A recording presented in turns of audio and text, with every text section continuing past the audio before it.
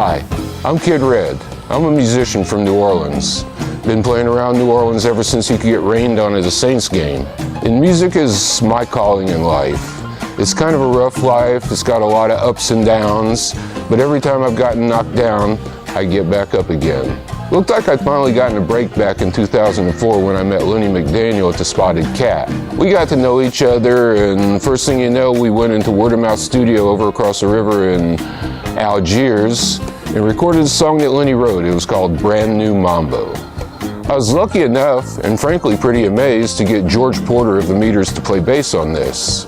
All of a sudden I had this wonderful project with this really cool song of hope and redemption. I just couldn't wait to share it with everybody.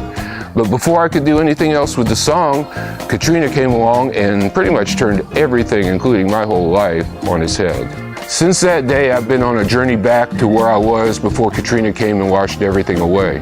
It's been quite a trip, to say the least. Long Red Cross lines in Houston. When you get back to New Orleans, there would be lines of big old piles of wet sheetrock and insulation for miles. There were long lines of traffic everywhere you went.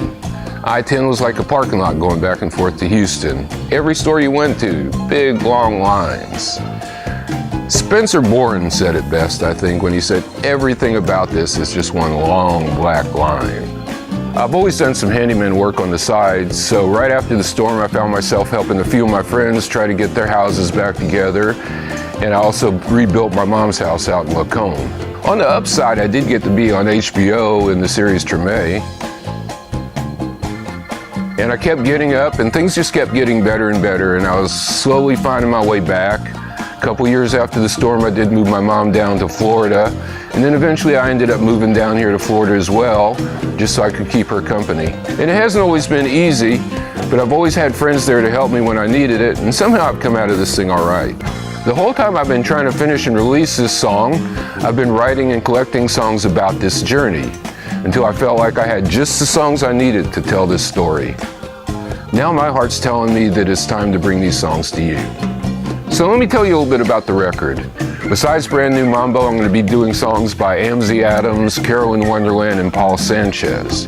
These are songs that have meant a lot to me, songs that have lifted me up when I've been dragging on the bottom.